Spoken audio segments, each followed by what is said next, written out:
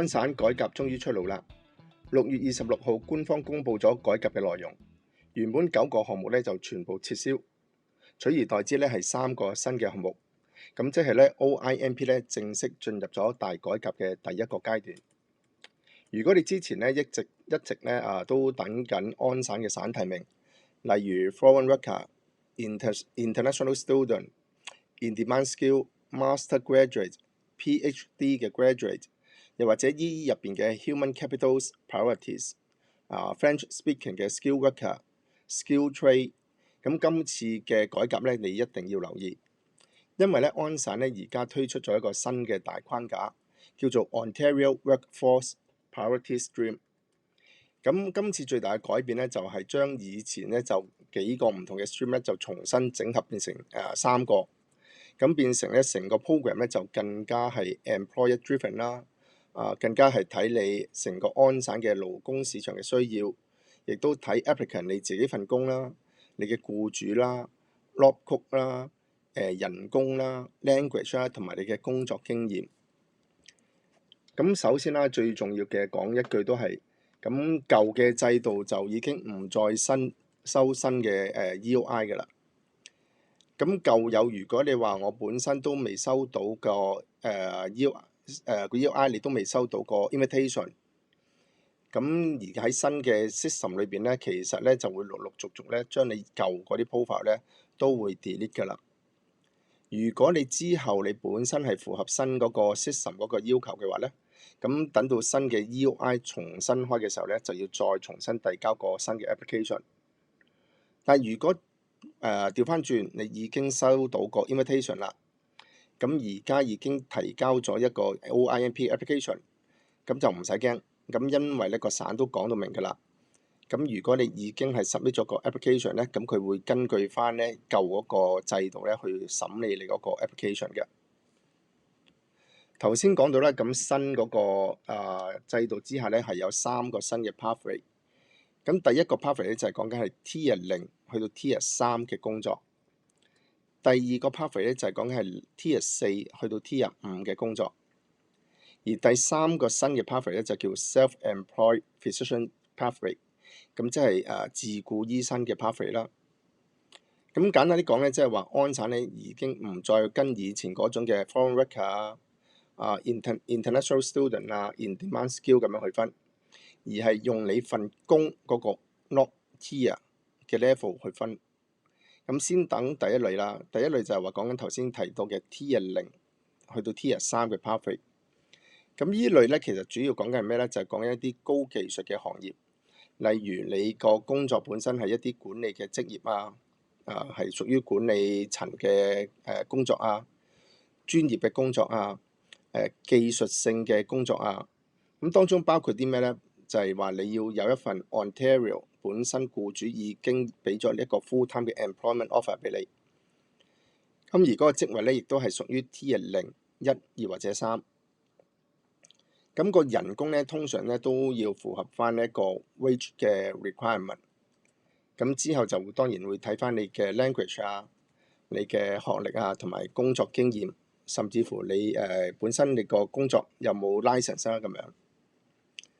咁 language 方面咧，亦都個要求亦都有啲改動嘅。如果喺講緊係 Tier 0至3呢度咧，咁個language 嘅要求就要去到 CLB6。咁當然啦，當中有部分工作咧係 CLB5都得咁呢個我哋要遲啲等個省再出一啲 details 嘅時候咧，先會知道究竟係講緊邊啲係 CLB5，邊啲係 CLB6。咁如果係你係近期啦喺Ontario 畢業生咧，咁就有機會咧係可以喺個 language 嗰度有機會豁免或者更加低嘅門檻都唔定。咁喺個 work experience 方面啦，咁究竟 Tier 0至3呢個 pathway 有啲咩要求咧？就係喺過去5年裏邊咧，要有2年相關嘅工作經驗，或者你有一路都係同一個僱主冇變過嘅。咁而近期，如果你話近期我係喺 Ontario 畢業嘅話咧，咁對於呢個工作年資嘅要求咧，就有機會會縮短。所以呢度有一個重點就係安省嘅畢業生咧，唔係完全冇機會。但係同你以前舊嗰一個selection 嚟講，淨係 international student stream 咁簡單就已經唔係㗎啦。咁新嘅情況之下咧，就話你喺安省畢業咧，你除咗要有 job offer 之外咧，你係亦都會睇埋你嗰個工作個 tier 啦，你嘅 employer 啦，你嘅人工啦，你嘅工作經驗啦咁樣嘅。咁而第二類啦，第二個 pathway 就係 Tier 4去到 Tier 5。依類工作咧，通常就比較係一啲基礎嘅入門工作啦，可能又係一啲比較 operational 嘅工作啦。咁喺新嘅 system 之下咧，咁 Tier 4至5咧都有呢個新嘅 pathway。咁對於好多咧以前話要等 in-demand skill 嘅申請人咧，係一個比較大嘅變化。因為以前 in-demand skill 嘅時候咧，喺嗰個 pathway 咧，好多時個工作咧都係要指定係 log code 上邊咧嘅一啲工作。咁如果而家就簡單啲啦，就話總言之，你份工作係屬於 Tier 4、Tier 5咧，咁其實都可以行呢一個 pathway 嘅。不過就唔好誤會啦，話咁即係容易咗好多啦 Tier 4、Tier 5嘅工作。咁因為咧，其實當中都有其他唔同嘅要求嘅。咁而喺過去2年裏邊，最少有9個月咧係同一個僱主、同一個 occupation 嘅工作經驗先至得。咁學歷方面啦，咁最少都有中學學歷啦。而 language 方面咧，咁英文或者法文咧最少就要去到 CLB4 呢個 level 嘅。咁9個月頭先提到啦，個工作經驗。咁呢9個月同一個僱主咧，其實都幾 critical 嘅。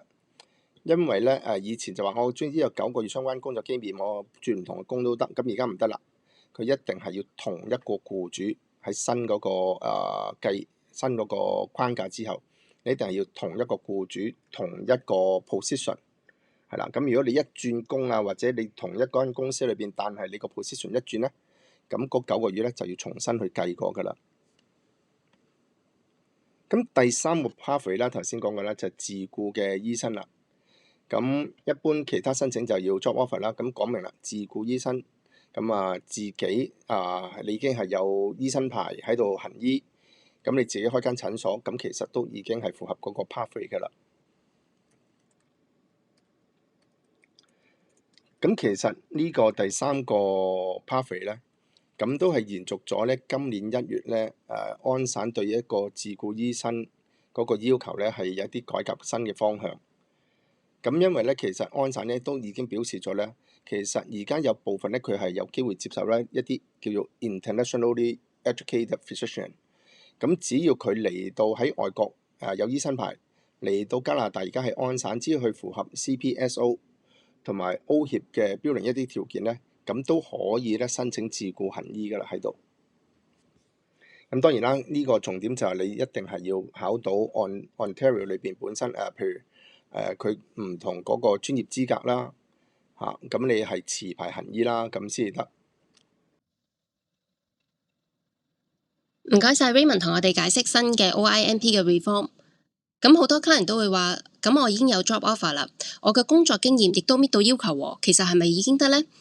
咁除咗需要你有一份 job offer 之外啦，你嘅人工咧都有要求嘅。咁你嘅人工咧必須要達到 job bank 裏邊同地區同職位嘅中位數，即係你要達到嗰份工作嘅 median wage。咁大家可以上翻 job bank 去睇下自己份人工對應翻你個 location 係咪達唔達到嗰個 median wage。除咗你嘅人工嘅要求之外啦，僱主亦都有 requirement 嘅。僱主啦必須喺安省 actively 營運咗3年以上，有實體嘅 location， 即係譬如話一啲 online 嘅 shop 就唔 eligible。僱主咧亦都唔可以有任何 non-compliance 或者係一啲違規嘅命令喺身。你個工作地點啦就係必須要喺安省裏面啦，除咗某一啲職位，例如 truck drivers、bus drivers 或者係其他交通工具嘅 operators， 有機會就係唔需要喺安省裏邊。咁僱主嗰個盈利咧都有要求嘅，即係佢個 annual revenue。如果喺大多倫多地區，即係 GTA 咁計，僱主個年收入啦需要達到100萬加幣。一啲指定嘅地區，例如 Ottawa、Waterloo、Hamilton、Niagara 或者 Sudbury 等等啦，需要僱主嘅收入需要有50萬加幣。咁一啲比較偏遠嘅地區啦 ，Rural Ontario 咧，咁就係年收入就要最少達到25萬加幣嘅。咁除咗盈利嘅要求之外咧，都仲有其他個 requirement 嘅。如果喺 GTA 裏邊嘅話咧，僱主必須要請5個全職加拿大嘅 citizen 或者係 PR。GTA 以外嘅地區咧，咁就必須要聘請3個全職加拿大嘅 citizen 或者係 PR。咁亦都講一講啦，今次 OINP 個改革對大家有啲咩影響呢？咁首先亦都講翻頭先啦，如果你已經係遞交咗 application 嘅人呢，咁暫時就最緊要睇住你個 email 係啦，會唔會話要你補交文件啊？有冇其他嘅 message 去俾你啦？咁第二就係話，如果你只係開咗個 EOI，但係未收到 invitation 嘅話呢，咁就有心理準備啦，因為可能舊嘅 EOI 咧喺新嘅 system，佢個過渡裏邊咧都可能會全部 revoke 咗你嗰啲嘅application 都唔定㗎啦。咁就要等嚟緊成個新嘅 EOI 重新開始嘅時候咧，到時可能就要再重新再起一個新嘅 profile。咁而家最緊要係做咩咧？而家最緊要咧準備定你工作上面嘅一啲資料。例如好清楚自己你份工嗰個 log 係屬於tier 幾多啦，個 log code 係幾多啦，你而家嗰份工個僱主係咪 eligible 啦？喺個 OINP 裏邊，你自己個 wage 係夠唔夠高啦？你個 language 有冇考到試啦？考咗試，如果係唔同 tier，咁啊嗰個 language 嗰個分數有唔同要求啦。咁啊，可能要準備下啦，咁啊，甚至乎去再考多幾次試，考到高分啲，係啦，達到佢個要求咁樣啦。相信大家對新嘅 OINP 咧已經有進一步嘅了解，咁而家咧就可以同你嘅僱主咧傾下，會唔會有機會咧 support 你嘅 application。之後咧就準備好各種文件啦。咁到時 OINP 再接受申請嘅時候咧，就可以即刻入紙起 profile。如果你對自己嘅工作同埋各項申請條件有其他疑問嘅話，咁又歡迎你哋可以 WhatsApp 或者打電話俾我哋可以咧提供一個免費嘅 consultation 俾你。拜拜。